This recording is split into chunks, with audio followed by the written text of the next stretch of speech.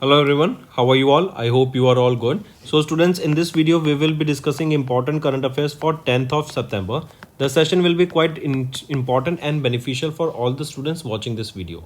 The content provided in the session will be very refined so that it will help you in your preparation for the competitive exams. In this video students, we are talking about India's first bamboo based biorefinery that will be set up in Assam. Then 5th edition of Lok Samavardhan Parv that has been concluded successfully in Kochi, Kerala. Then recently first ever ESTIC has been organized from 3rd to 5th of November, and Jyotiraditya M. Scindia has launched the UPI UPU integration in Dubai, UAE. All these things and many more will be discussed in this video, so stay tuned with us till the end. If you are new here students, do subscribe to us and share the link of this video with your friends, cousins, related neighbors and let them know about this interesting platform. Welcome to Affairs Cloud. My name is Vikas Rana. We are one-stop solution for current affairs. You can find Crack Current Affairs course on our application exclusively for current affairs, where you will get daily, weekly, monthly content on regular basis. Use the code VIKAS10 and get 10% additional discount while purchasing the course. Also students, follow us on Telegram and Instagram. The link for the same are mentioned in our description. This video has both English and Hindi. The first part is English and second part is Hindi. Timestamps are mentioned in the description below.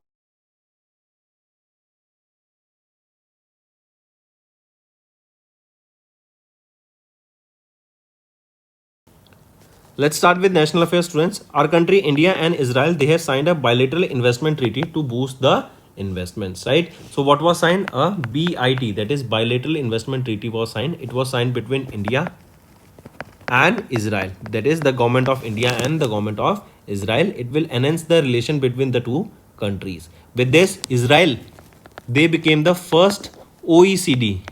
What is OECD? Organization for Economic Cooperation and Development member state to sign the strategic agreement under India's new model for investment treaty framework, right? And where was this signed? This was signed in New Delhi.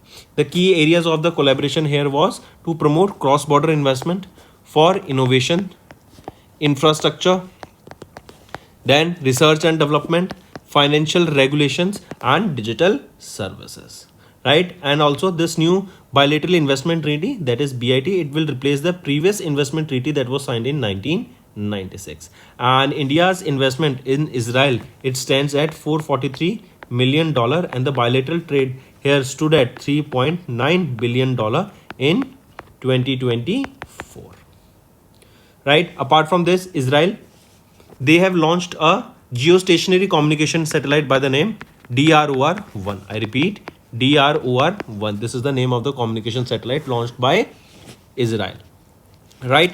Then apart from this, recently India and Japan, they have also signed a 10-year roadmap with 60,000 crore rupees investment target. Then Paryatan Mitra or Paryatan Didi, right? This initiative was launched by whom? It was launched by the Ministry of Tourism, and it is to promote responsible tourism across India. Moving on students, next is Ministry of Labour and Employment. They have signed MOUs with Mentor Together and Quicker to enhance job access and career guidance. See students, recently one update that you need to remember, that USA has said that they will be imposing 25% fine or duty on the companies that will be outsourcing the IT jobs to India, right? So what the US want is that they want that the IT companies there, they should hire the people from their own country rather than hiring from other countries, especially from India. Correct? It will be a bad sign for IT sector students. So just remember this. This is the latest updated news. Coming back, Ministry of Labour and Employment, they have signed this MOU with whom? With Mentor Together. This is the first organization. Second is Quicker, and this will enhance the job search as well as the career guidance. This will be done through the NCS portal, that is your National Career Service portal. And what is the main aim here? So that the people will be able to get jobs, employment. They are updated about various openings or jobs, employment opportunities that are available in various organizations, right? So here you can see that Ministry of Labour and Employment, they have signed this MOU here with these two organizations, right? And the target here is to reach 2 lakh youths in the first year and in this 1 lakh NCS job seekers plus 1 lakh Pradhan Mantri Vikas Bharat Rozgar Yojana entrants. Correct. And personalized mentorship for 24,000 plus trained professionals will be provided under this. Right, students? So we are talking about this Ministry of Labor and Employment. They have signed this MOU with these two organizations. Then what is the rank of Odisha in terms of green mobility?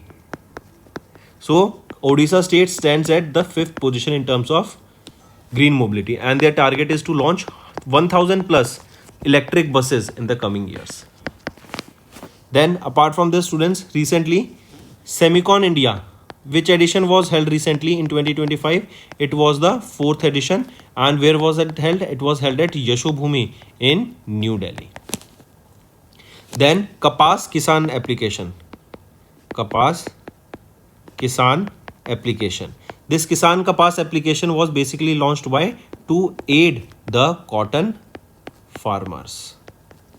Right? Launched by whom? Launched by Giriraj Singh.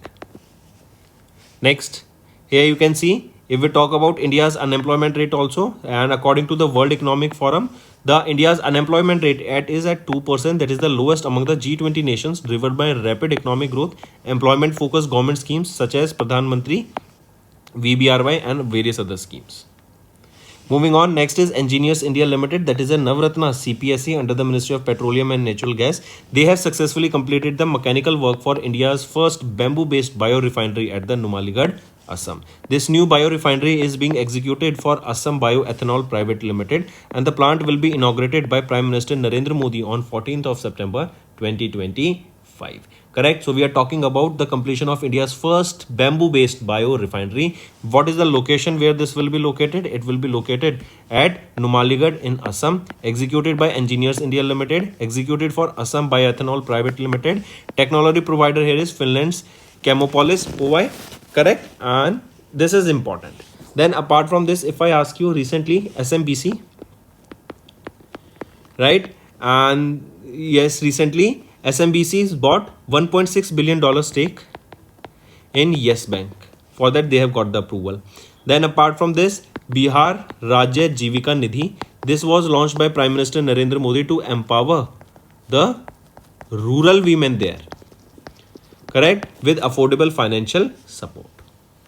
Next is 5th edition of Lok Samavardhan Parv has concluded successfully in Kochi, Kerala. I repeat, Ministry of Minority Affairs, they have successfully concluded the 5th edition of Lok Samavardhan Parv from 26th of August to 4th of September at Marine Drive Exhibition Area in Kochi, Kerala. This is a 10-day event that took place under the framework of Pradhan Mantri Virasat Ka Samavardhan.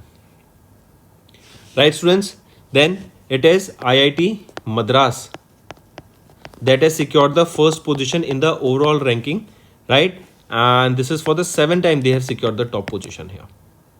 Then apart from this, recently DPIIT, they have partnered with Pfizer. Why this partnership was done? This was done to support the medtech startups in India. Next, which edition of Saras Ajivika Mela was held? Saras Ajivika Mela. So which edition of Saras Ajivika Mela? It was the 27th Saras Ajivika Mela that was held in New Delhi, and it was to showcase the Lakpati Didis and to empower the rural women entrepreneurs. Next is DST, that is your Department of Science and Technology, to organize the first ever ESTIC from 3rd to 5th of November. What is this ESTIC? It is your Emerging Science Technology Innovation Conclave 2025, scheduled to take place from 3rd to 5th of November at Bharat Mandapam in New Delhi.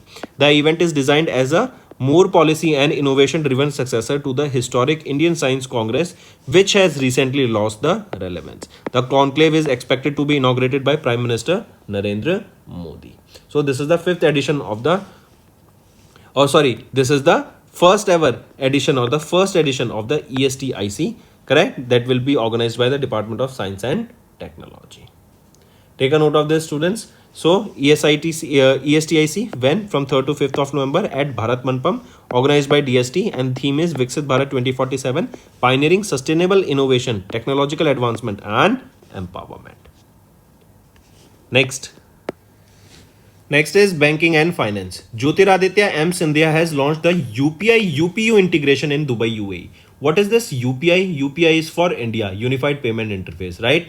And this UPU, it is from Dubai, their payment interface, correct? And this partnership has been done so that we can see the transfer of payment and easily cross-border payments, right? And what does this UPU stands for? Universal Postal Union, correct? So India's UPI and international UPU, they are coming together, and with this there will be an enhancement of transaction cross-border payments between the two nations, right? And remember, this was a landmark step that was taken at the 28th edition, that was taken during the 28th edition of the Universal Postal Congress that was held in Dubai, UAE. Right, students? So here you can see launch of the UPI UPU integration, and launched by whom? Jyotiraditya Scindia during the 28th Universal Postal Congress held in Dubai, UAE, and it is to facilitate seamless low-cost bordered remittance developed by DOP, NIPL and UPU, and India's commitment here is $10 million. Okay, apart from this, if I ask you recently, tell me, in the global peace index, who has topped here? Iceland secured the top position in the global peace index. What is the rank of India here? 115th. Then PM Modi, they participated in the SCO summit that was held in Tianjin, China. Then who will be hosting the 18th edition of the Inclusion International World Congress? It is Sharjah. Next is IFC committed 498 crore rupees to GVMC. First of all, what is this IFC? International Financial Corporation or International Finance Corporation. It is a member of World Bank Group, and they are committing 498 crore rupees to GVMC, that is Greater Visakhapatnam Municipal Corporation, for the development of Madhuravada Sewerage System Project at Madhuravada in Visakhapatnam, Andhra Pradesh. Right? So these are the entities that you need to remember, and here sewerage system will be developed. That is the main aim here. Then apart from this, if I ask you students that recently India's first auto investing saving account was launched by Jio Payments Bank. Then apart from this, who has been appointed as the chairman of PTI board? So Mahendra Mohan has been appointed here. Then who has assumed the charge as the new Controller General of Accounts? New Controller General of Accounts. So A. Kalyani. Right? Then apart from this, who has been appointed as the non-executive chairman of Yes Bank? Non-executive chairman of Yes Bank, appointed by RBI Gandhi. Then who has been appointed as India's new ambassador to UAE? Deepak Mittal. Next is NPCI, National Payment Corporation of India. They have granted TPAP, that is third party application provider, approval to Viona Fintech to offer UPI services. Direct questions, students, can be asked. Apart from this, who has been appointed as the Deputy Prime Minister of UK? David Lammy. Then Levi's, they appointed whom as their global brand ambassador? So Alia Bhatt was appointed as their global brand ambassador. Next is appointments and resignation. Government of India extended Ajay Kumar Srivastav's tenure as MD and CEO of Indian Overseas Bank till October 2027. Direct question, he will be succeeding Partha Pritam Senugupta. Right? If we talk about Ajay Kumar Srivastav, he started his career in 1991 as a probationary officer with Allahabad Bank that was later merged with the Indian Bank in 2020. Next, acquisitions and mergers, students. CCI has approved the acquisition of Dana Incorporated's off-highway business by Ellison Transmission Holdings. Right? And here it will be acquired for approximately $2.7 billion. Then, apart from this, 32-bit indigenously built Vikram processor. It was unveiled, that is India's first indigenously built microprocessor unveiled by India, and it was during the 4th edition of Semicon held at Yashobhumi. Then which became the first Indian organization to win the 2025 Raman Magsaysay award. Which is this? It is Educate Girls. It became the first Indian organization to win the 2025 Raman Magsaysay Award. Next is Science and Technology students. Indian Navy, they launched the 11th ACTCM. What is this ACTCM? It is your ammunition cum torpedo cum missile barge LSAM-25 that was unveiled where? Launched where? In Thane, Maharashtra. Correct? And another thing that you need to remember here, that launched by Indian Navy where? At the Suryadipta Projects Private Limited site in Thane, Maharashtra. Correct?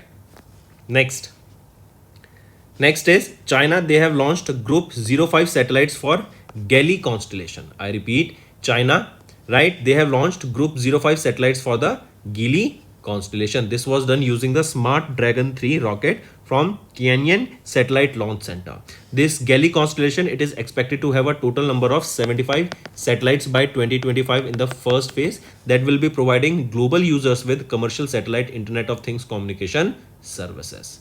Right, and it will be revolving in sun synchronous orbit. And it was launched by GE Space. This also remember.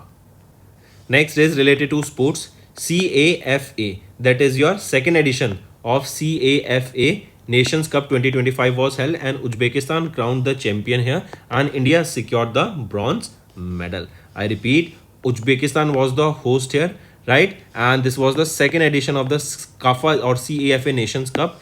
Who was the host? Tajikistan and Uzbekistan. Winner is Uzbekistan here. Runner-up Iran, and bronze medal was won by India, the first ever international win against Oman. Next is, if we talk about the awards of the tournament, best player, top goalkeeper, best goalkeeper and fair play award respectively. Next, Rajgir Sports Academy has received the Asian Hockey Federation affiliation. I repeat, Rajgir Sports Academy, that is a part of the state of the art Rajgir Sports Complex that is in Nalanda district, Bihar, which was also visited by whom that we discussed yesterday. Can you tell me in the comment section? Is the Prime Minister of which country who visited here? Then he visited the Janambhumi of Ram also in Ayodhya, UP, right? Name that person. Correct. So coming back, Rajgir Sports Academy, a part of the state-of-the-art Rajgir Sports Complex in Nalanda district, Bihar, earned a prestigious affiliation with the Asian Hockey Federation with the support of International Hockey Federation. The announcement was made by Tayyab Ikram, the president of FIH, at an event titled Grassroots to Glory in Rajgir, Bihar. Next is important day, students. International Literacy Day observed on 8th of September to raise awareness about literacy and why literacy is important and it empowers individuals. Correct. There is a theme also here. Theme being promoting literacy in the digital era. I repeat, promoting literacy in the digital era. Apart from this, Himachal Pradesh became the fourth state in India to achieve full functional literacy, and Ullas Literacy Week is observed from 1st to 8th of September. Here you can see the details. Next is Meghalaya. They have signed an MOU with Japan's Asian One to create global career opportunities. I repeat, Meghalaya State Skill Development Society under the government of Meghalaya has signed a memorandum of understanding with Japan's Asian One Company Limited at the India Embassy in Tokyo, Japan. This strategic partnership aims to create global skills and employment opportunities for the youth of Meghalaya, specifically in Japan. So the youth of Meghalaya will be getting job opportunities, skilling will be done so that they can have job opportunities in Japan. Next is Telangana government. They have signed a letter of intent with Australia's Deakin University to advance AI solution in various key sectors. Right? We know that AI is progressing. AI is coming in the market. So in order to train the students here, train them with various skills, this partnership has been done here. That Telangana government, they signed this letter of intent with the Australia's Deakin University to advance AI solutions in various key sectors such as your governance, healthcare, education and entrepreneurship. So that's all for the day, students. Now let's move to the revision part that will be quite beneficial for you all for learning. Next, Odisha government has launched which initiative for fostering inclusive, sustainable and innovative urban growth in Bhubaneswar, Odisha? Name of the plan is, or the name of the initiative is Ankur. Ankur is Atal Network of Knowledge, Urbanization and Reform. This is a strategic initiative for fostering inclusive, sustainable and innovative urban growth in Bhubaneswar, Odisha. Right? Next, name the initiative or name the event inaugurated by Dr. Mansukh Mandviya on June 3rd at India Habitat Center in Delhi, which included the launch of landmark books on cycling. Which is it? Name that event. The event is Urban Adda 2025 Conclave. And this was held from 3rd to 5th of June and launched the landmark books on cycling at India Habitat Center in New Delhi. This event was organized by New Delhi based Rahagiri Foundation in partnership with Washington DC based ICCT, that is your International Council on Clean Transportation, right? Then this Urban Adda 25, it features various thematic sessions on climate resilient cities, gender and mobility, clean and water waste management, inclusive transport, and also to meet the sustainable development goals and promote cycling. Next, in June, which state government launched Rajiv Gandhi Van Samvardhan Yojana and the Green Adoption Scheme with the aim to enhance green cover and promote community participation in the state? It is Himachal Pradesh, right? This is the state government that has launched this Rajiv Gandhi Van Samvardhan Yojana and also the Green Adoption Scheme, right? Next is in June, which two wetlands in Rajasthan were newly designated as the Ramsar sites as announced by Union Minister for Environment, Forest and Climate Change Bhupendra Yadav. So which two wetlands are we talking about? It is Khichian and Menar. These are the two wetlands, right? This Khichian, it is in Pahalodi and Menar is in Udaipur, right? And these are the two wetlands of Rajasthan declared as Ramsar sites. And now Rajasthan state has a total of 4 Ramsar sites now. And India has a total of 91 Ramsar sites. Next, the Department of Biotechnology observed Swachhta Pakhwada 25 from 1st of May to 15th of May in Delhi. And this Swachhta Pakhwada was conducted under which mission? So this Swachhta Pakhwada was conducted under Swachh Bharat Mission Urban 2.0 to make our cities clean. And this Pakhwada was organized in accordance with Swachhta Pakhwada 2025 that was issued by the Cabinet Secretary of the Government of India. And this Swachhta Pakhwada, right, this is an initiative of the Government of India that was launched in April 2016, under which different ministries and departments, they come together to observe a 2-week period dedicated to intensive cleaning activities. Next is which state in India achieved 100% success rate in the foundational literacy and numeracy assessment test under the Ullas Nav Bharat Sashaktra Karyakram in June 2025. 100% success rate in the foundational literacy and numeracy. It is Tamil Nadu. Next, name the application enhanced by the Election Commission of India on 4th of June to provide real-time voter turnout updates. So what is the name of that application? It is Election Commission Network and Information Technology. This launch aligns with the Election Commission of India's commitment to timely public communication, which is the highest priority. Even now, there was a news that Bihar became the first state. Why? Because they will be conducting elections on mobile application. Next, who launched Ek Ped Maa Ke Naam 2.0 initiative along with special modules and eco clubs for Mission Lives, that is Lifestyle for Environment. This is a web portal launched on 5th of June. So, who launched it? It was launched by Union Minister for Education, Dharmendra Pradhan. And this Ek Ped Maa Ke Naam initiative, it is a nationwide environmental initiative that will promote tree plantation drive. Next, what is the revised minimum land requirements in hectares for setting up semiconductor manufacturing unit in multi-product SEZ as per the Special Economic Zones Amendment Rule of 2025 as notified by the Ministry of Commerce and Industry? So what is the revised minimum land requirement? It is 4 hectares. Next, in June, which state government in partnership with Setu Ayog, that is State Institute for Empowering and Transforming Uttarakhand, has signed 3 strategic agreements with Tata Trust, National Association of Software and Service Companies, that is NASSCOM, and Vadhwani Foundation with an aim to establish the states as a hub for digital tech and emerging technologies. So, which state government in partnership with Setu Ayog, Institute for Empowering and Transforming Uttarakhand, has signed these 3 strategic agreements? Right? Which state government? It is Uttarakhand state government. Next, who inaugurated India's first commercially approved utility scale 20 megawatt by 40 megawatt per hour battery energy storage system in South Delhi in May 2025? Who inaugurated it? It was inaugurated by Delhi Power Minister Ashish Sood. This facility is South Asia's largest grid-connected battery energy storage system project, and it marks the first utility-scale storage system in India to receive commercial approval. Next, where did Tamil Nadu government notify the creation of the Greater Flamingo Sanctuary covering 524.78 hectares on the occasion of the World Environment Day observed on 5th of June in 2025?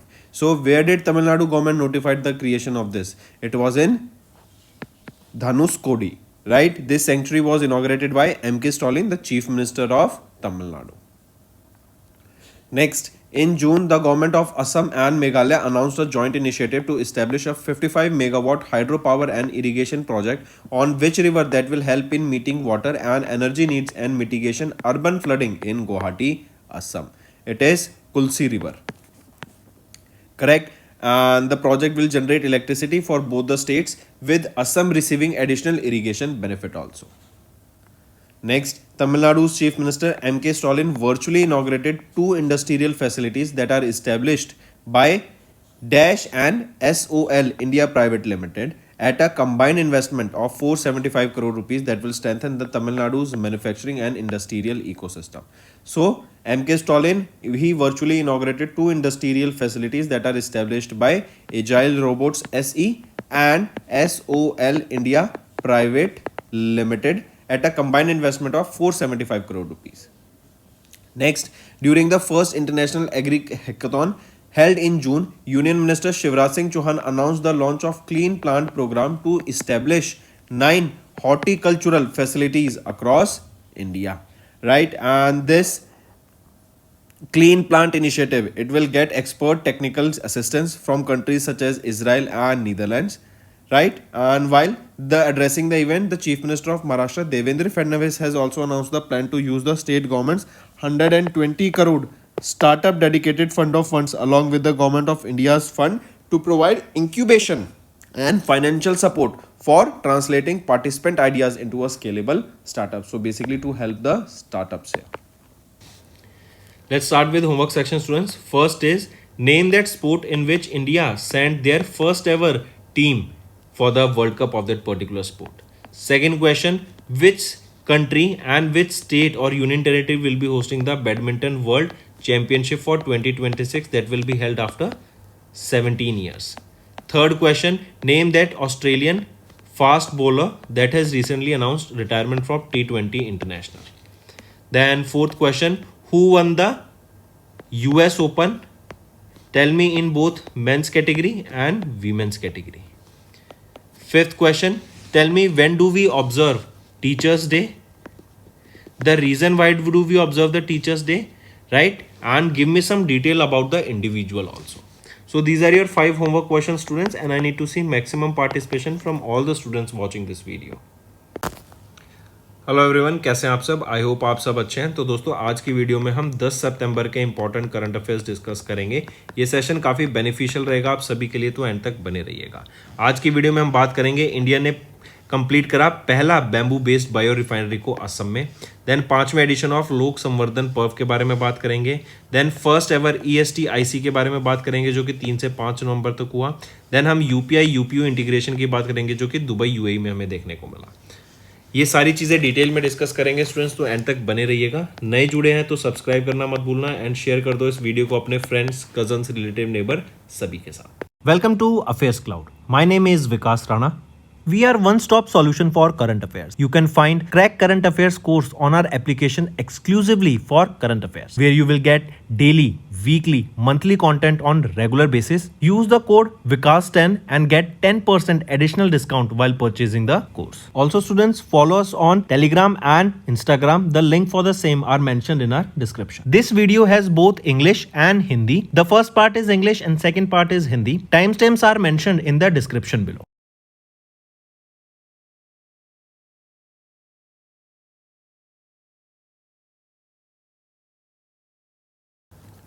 National affair से start करते हैं students. India and Israel इन्होंने bilateral investment treaty को sign किया to boost investment.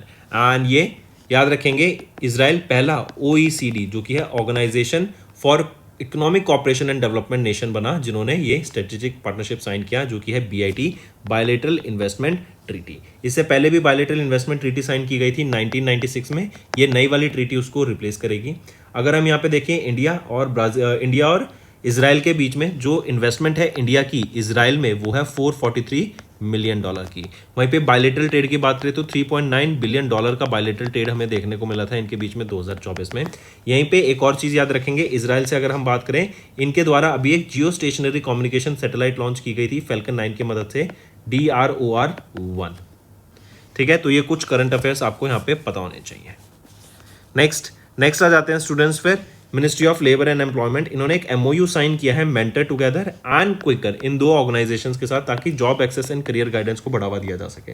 देखो अभी news क्या ये यूएसए में स्टूडेंट्स की, यूएसए ने 25% का टैरिफ इंपोज कर दिया है उन कंपनीज पे जो कि अपनी आईटी सर्विसेज की जो भी जॉब्स होती हैं उनको यूएसए के बाहर अगर किसी को प्रोवाइड कराती हैं, जैसे फॉर एग्जांपल इंडिया को, तो उन पे 25% उन कंपनीज पे यहाँ पे टैरिफ लगता हुआ दिखेगा, तो जिससे इंडिया के आईटी सेक्टर को काफी ज्यादा हिट हमें देखने को मिल सकता है।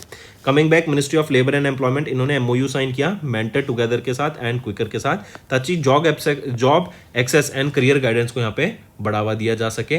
राइट, जहाँ पे अगर हम देखें कि इंडिया में बेटर ऑनलाइन मार्केट बन सके, नेशनल करियर सर्विसेज से लोगों को ज़्यादा यहाँ पे जॉब की अपॉर्चुनिटीज मिल सके, एंड डेली जॉब लिस्टिंग यहाँ पे लॉन्च करने की बात की गई, ताकि लोग जॉब्स को ढूंढ सके एंड अपनी स्किल्स के हिसाब से उनको यहाँ पे जॉब मिल सके। इवन एक रिपोर्ट बताती है जो इंडिया का अनएम्प्लॉयमेंट रेट है according to World Economic Forum, that is just 2%, जो कि अगर हम एशियंस नेशन में देखें सबसे कम देखने को मिलता है। Right students, so take a note of it.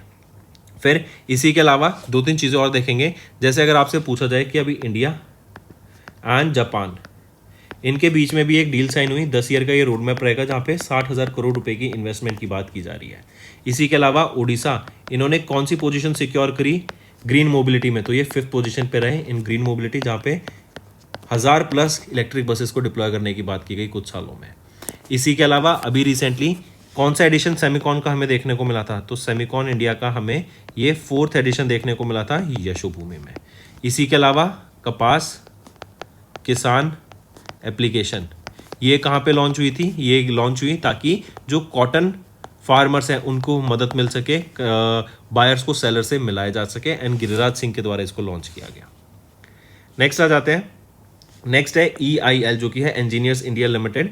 ये एक नवरत्ना CPSE है under the ministry of petroleum and natural gas. इन्होंने सक्सेसफुली कंप्लीट किया mechanical work for India's first bamboo based bio refinery, जो कि नुमालीगढ़ असम में। आई रिपीट, EIL ने successfully complete किया इंडिया का पहला बैम्बू बेस्ड बायो रिफाइनरी को असम में। मार्क करेंगे, ये नई bio refinery it is being executed for Assam bio ethanol private limited, and इस प्लांट को इनॉग्रेट किया जाएगा 14 सितंबर को 2025 को by prime minister Narendra Modi ji. ठीक है, मार्क करेंगे स्टूडेंट्स इसको। फिर हम बात कर रहे हैं पहली बैम्बू बेस्ड बायो रिफाइनरी की। ठीक, फिर इसी के अलावा अगर हम देखें कुछ और क्वेश्चन, जैसे DPIIT, इन्होंने फाइजर के साथ अभी पार्टनर किया ताकि मेडटेक स्टार्टअप्स को ये हेल्प मिल सके। फिर इसी के अलावा पहला वल्चर कंजर्वेशन पोर्टल लॉन्च किया गया, जो कि है वल्चर नेटवर्क, किसके द्वारा, हमारी कंट्री इंडिया के द्वारा, वल्चर कंजर्वेशन पे ध्यान रखने के लिए। सरस आजीविका मेला, इसका कौन सा एडिशन देखने को मिला, 27वां एडिशन देखने को मिला न्यू दिल्ली में, एंड ताकि लखपति दीदीज को एम्पावर किया जा सके एंड रूरल वीमेंस को यहाँ पे एम्पावर करने की बात की गई। नेक्स्ट हम बात करें 5वें एडिशन ऑफ लोक संवर्धन पर्व की, जो कि कंक्लूड किया गया सक्सेसफुली कहाँ पर, कोची केरला में। राइट, 5वां एडिशन था इसका, कहाँ पर हुआ, मरीन ड्राइव एग्जीबिशन एरिया में इन Kochi Kerala.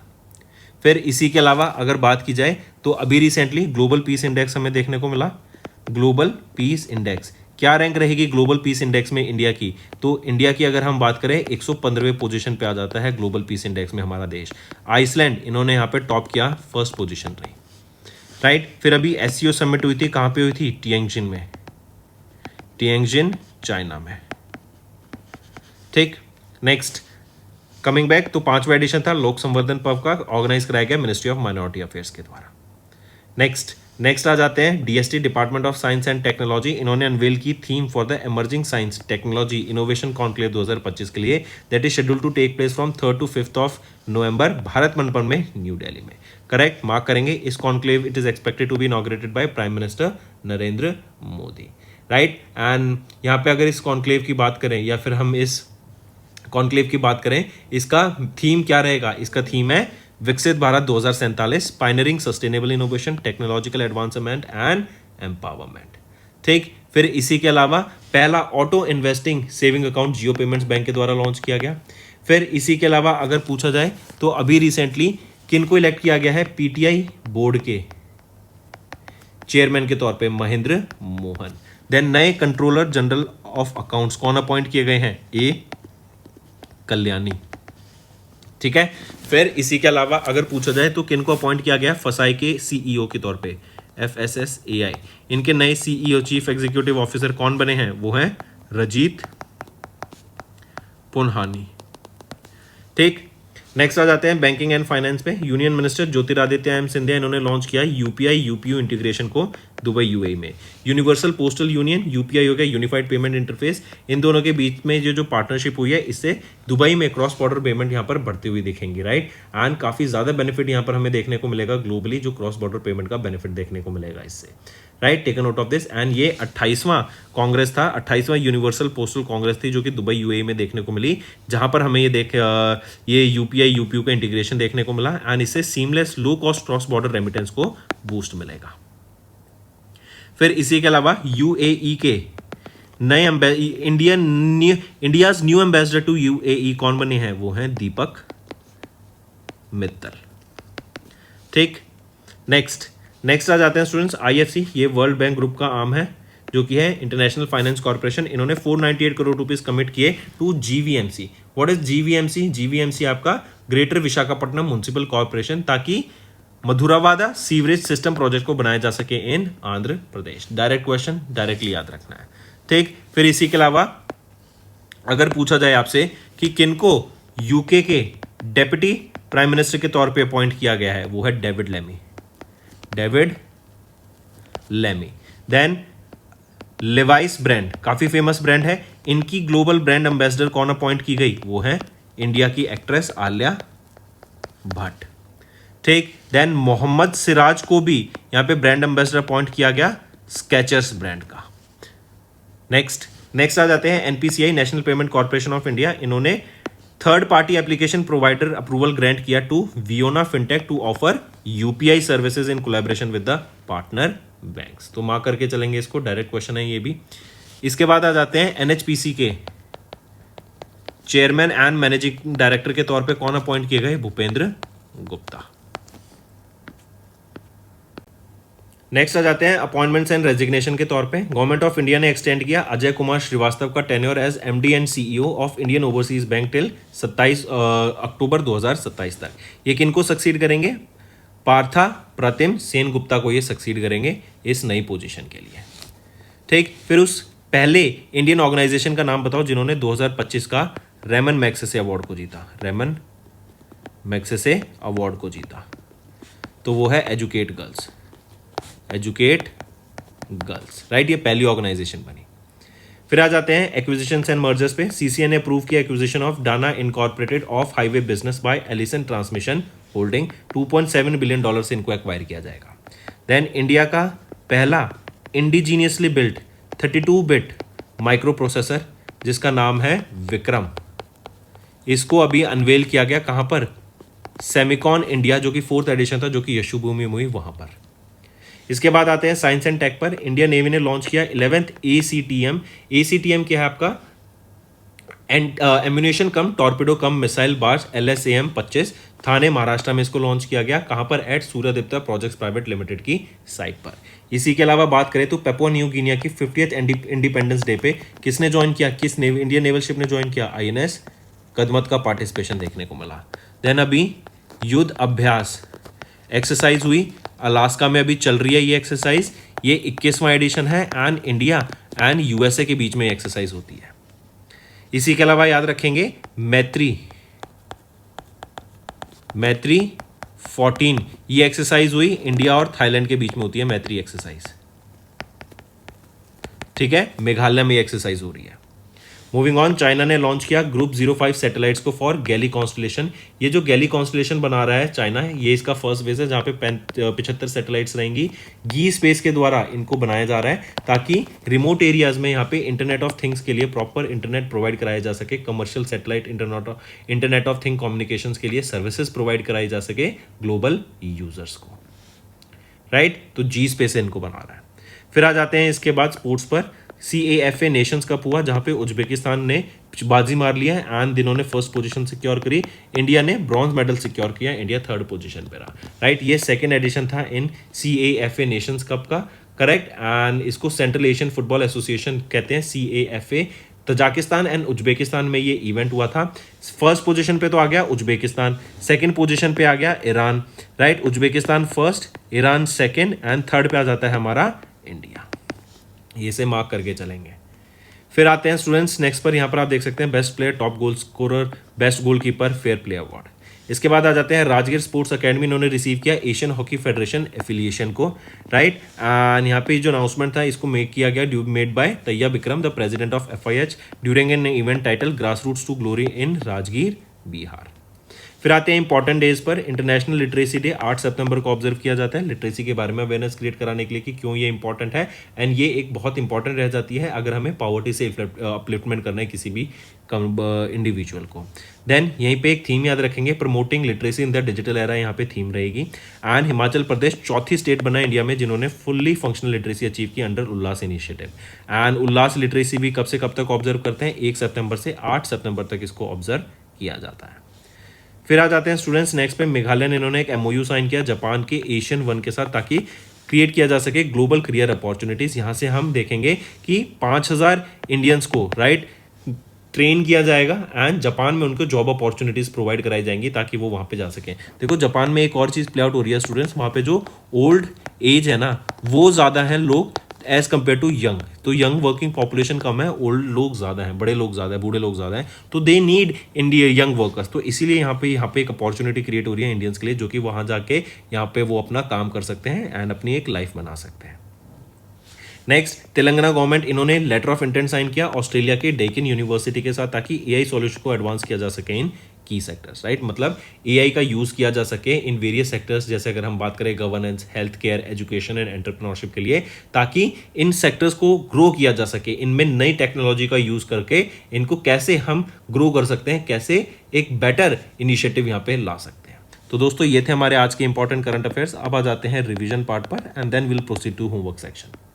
Next, mention DRDO laboratory जिसको that spearheads the quantum technology research center in जिसको इनॉग्रेट किया गया DRDO secretary doctor Sameer V Kamat के द्वारा in May in Delhi. So mention that DRDO laboratory, क्या नाम रहेगा उसका, वो है solid state physics laboratory, right. And ये जो फैसिलिटी है इसको थीमेटिक हब सेटअप किया जाएगा अंडर नेशनल क्वांटम मिशन ताकि इंडस्ट्री के लोग, अकेडमिशियंस, गवर्नमेंट ऑफिशियल्स, ये सब मिलके क्वांटम इनोवेशन के ऊपर काम कर सकें। नेक्स्ट है नेम द इनिशिएटिव जिसको लॉन्च किया गया by the department of post in May, जिसका एम रहेगा to create a unified digital addressing system across India. तो क्या नाम रहेगा उसका, वो है Dhruva, digital hub for reference and unique virtual address. Dhruva basically simplify करेगा लोकेशन आइडेंटिफिकेशन को to improve the government services, emergency response and accuracy in sectors जैसे e-commerce, banking, urban planning etcetera. And ये एड्रेस एज अ सर्विस को यहाँ पे promote करता हुआ दिखेगा efficiently. Next, what name was officially given to the tiger corridor area जो connect कर रहा है कवाल टाइगर रिजर्व को तेलंगाना में with Tadoba Andhari tiger reserve in Maharashtra. तो क्या नाम दिया गया था उसको, वो है Kumram Bheem conservation reserve.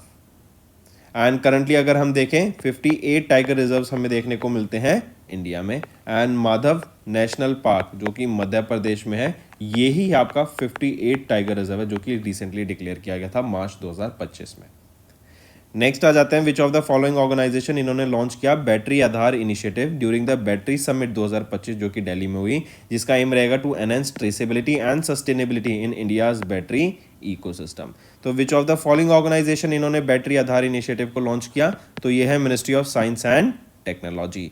And यहीं पे अगर हम देखें ये जो बैटरी आधार टेक्नोलॉजी है इसको डेवलप किसके द्वारा किया गया था, टाटा एलेक्सी लिमिटेड इनके द्वारा करा गया था, राइट। एंड जो ये यूनिक डिजिटल आइडेंटिटी होगी जो कि बैटरी आधार है, इसका 16 डिजिट का ये एक डिजिटल आइडेंटिटी रहेगी। जैसे आधार कार्ड हमारा, राइट, 12 डिजिट का आधार कार्ड होता है, यूनिक आइडेंटिटी होती है। सिमिलरली यहाँ पर हम देखेंगे ये आपकी 16 डिजिट की आइडेंटिटी होगी।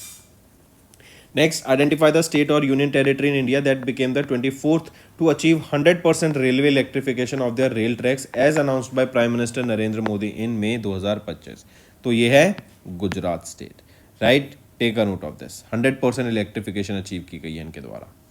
फिर आ जाते हैं, mention the wildlife sanctuary that was declared as eco sensitive zone in May by ministry of forest environment and climate change to protect critically endangered hangul deer. तो हंगूल डियर को प्रिजर्व करने के लिए तराल वाइल्ड लाइफ सेंचुरी इसको declare किया गया है as eco sensitive zone. ये तराल सेंचुरी है कहाँ पर, यह है पहलगांव में। पहलगांव ये कहाँ पर है, जम्मू एंड कश्मीर में। Next, where did union minister of state doctor Jitendra Singh, इन्होंने इनॉग्रेट किया तीसरा edition of lavender festival. Lavender festival, lavender basically flowering species होती है, राइट, काफ़ी अच्छे फ्लावर्स होते हैं। तो ये लेवेंडर फेस्टिवल ऑब्जर्व किया जाता है कहाँ पर, ये पूछा गया, तो जम्मू एंड कश्मीर में इसको ऑब्जर्व किया गया। एंड इससे टूरिज्म यहाँ पे बढ़ता हुआ दिखेगा। इससे लेवेंडर के जो फ्लावर्स हैं इसको इकट्ठा कर कर यहाँ पर एंटरप्रेन्योरशिप बढ़ती हुई दिखेगी, क्योंकि ये एक अरोमेटिक क्रॉप है। तो इससे कई सारे लोकल स्टार्टअप्स यहाँ पर ग्रो हो सकते हैं, इस प्रोडक्ट को यूज करके वेरियस अदर प्रोडक्ट्स बना सकते हैं जो कि मार्केट में वो सेल कर सकेंगे। नेक्स्ट, ओडिशा गवर्नमेंट इन्होंने लॉन्च किया कौन सा initiative for fostering inclusive sustainable and innovative urban growth Bhubaneswar Odisha में। तो नाम क्या रहेगा उस इनिशिएटिव का, वो है अंकुर। अंकुर क्या है आपका, अंकुर है आपका Atal network of knowledge urbanisation and reform. ये एक स्ट्रेटेजिक इनिशिएटिव है जो कि आपकी sustainable and innovative urban growth को प्रमोट करेगा। कहाँ पर, भुवनेश्वर ओडिशा में। नेक्स्ट आते हैं फिर, उस इवेंट का नाम बताओ जो कि इनॉग्रेट किया गया डॉक्टर मनसुख मांडविया जी के द्वारा 3 जून को एट इंडिया हैबिटेट सेंटर इन दिल्ली, जिसमें इंक्लूडेड था launch of landmark books on cycling. तो इवेंट का नाम है अर्बन अड्डा 2025 कॉन्क्लेव। यहाँ पे सस्टेनेबिलिटी के ऊपर ध्यान दिया गया है, यहाँ पे बात की गई है जेंडर एंड मोबिलिटी के ऊपर, क्लाइमेट रेजिलेंट सिटीज़ बनाने की बात की गई है, एंड हम कैसे वेस्ट को मैनेज कर सकते हैं, क्लीन एयर प्रमोट कर सकते हैं, वाटर को प्रॉपरली सस्टेनेबली एंड अच्छे तरीके से हम लोगों तक पहुँचा सकें, एंड इंक्लूसिव ट्रांसपोर्ट के ऊपर यहाँ पे बात की गई, राइट। तो ये है वो इनिशिएटिव अर्बन अड्डा 2025 कॉन्क्लेव जो यहाँ पे लॉन्च किया गया। फिर आ जाते हैं, किस स्टेट गवर्नमेंट ने अभी लॉन्च किया राजीव गांधी वन संवर्धन योजना को, पहली चीज। दूसरी है ग्रीन अडॉप्शन स्कीम। तो ये दोनों लॉन्च किए गए जिसका एम है to enhance green cover and promote community participation in the state. तो क्या नाम रहेगा उस स्टेट गवर्नमेंट का, वो है हिमाचल प्रदेश। इनके द्वारा राजीव गांधी वन संवर्धन योजना एंड ग्रीन अडॉप्शन स्कीम को यहाँ पे लॉन्च किया गया। द एम यहाँ पे सिंपल सा क्या है कि जो ग्रीन कवर है, हरियाली है, उसको बढ़ाने की यहाँ पे बात की गई, ज़्यादा से ज़्यादा पेड़ लगाने की बात की गई, राइट। एंड जो बंजर जगह पैच ऑफ लैंड हो जाता है छोटा, वहाँ पर हम ग्रीनरी कर सकें, करेक्ट, जिससे एक अच्छा ब्यूटिफिकेशन भी होगा एज वेल एज एनवायरनमेंट के लिए भी अच्छा होगा।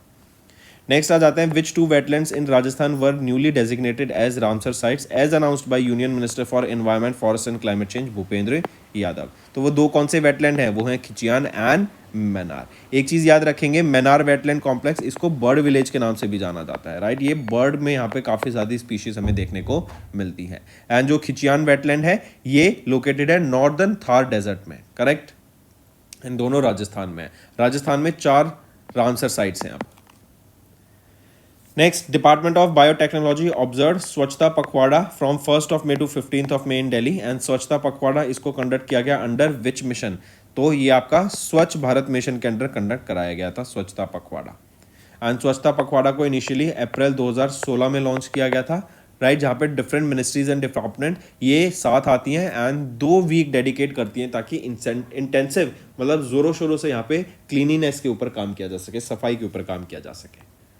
नेक्स्ट, किस स्टेट में इंडिया ने अचीव की 100% success rate in foundational literacy and numeracy assessment under Ullas Nav Bharat सशक्त कार्यक्रम इन जून 2025। तो किस स्टेट ने अचीव किया, ये है Tamil Nadu, right. Next, name the application enhanced by the election commission of India on 4th of June to provide real time voter turnout updates. तो यह है election commission network and information technology.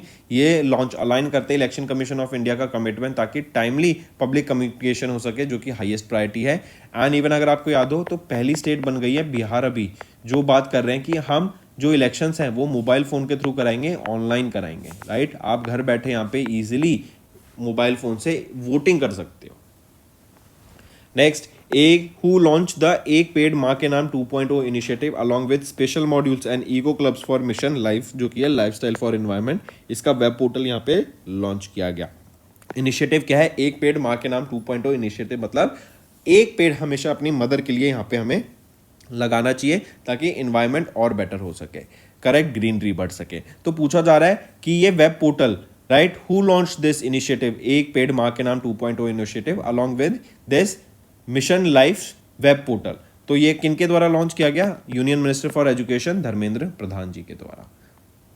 Next, what is the revised minimum land required in hectares for setting up semiconductor manufacturing units in multi-product SEZs as per the Special Economic Zones Amendment Rules of 2025 notified by the Ministry of Commerce and Industry in June 2025। तो यह है 4 hectares, ये है revise minimum land requirement यहाँ पर।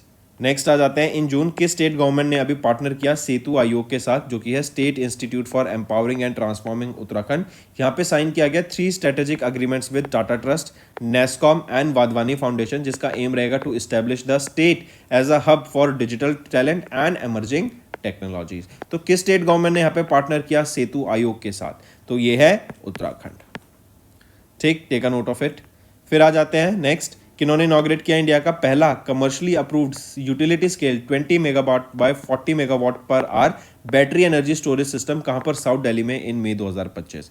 तो ये Delhi power minister आशीष सूद के द्वारा इनॉग्रेट किया गया। एंड ये फैसिलिटी साउथ एशिया की largest grid connected battery energy storage system project रहने वाला है, जो कि first utility scale energy storage system रहेगा, जो कि इंडिया की जो कमर्शियल नीड है उसको पूरा करता हुआ देखेगा।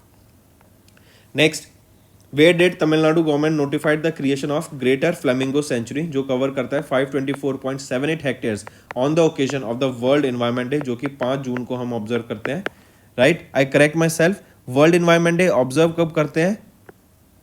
यस, 5 जून को ऑब्जर्व करते हैं, राइट। तो तमिलनाडु गवर्नमेंट ने नोटिफाई किया creation of the greater flamingo sanctuary, जो कवर करता है इतने hectares on the world environment day in June. तो कहां पर तमिलनाडु में? तो ये रहेगा आपका तमिलनाडु में एट द धनुषकोडी, ठीक है।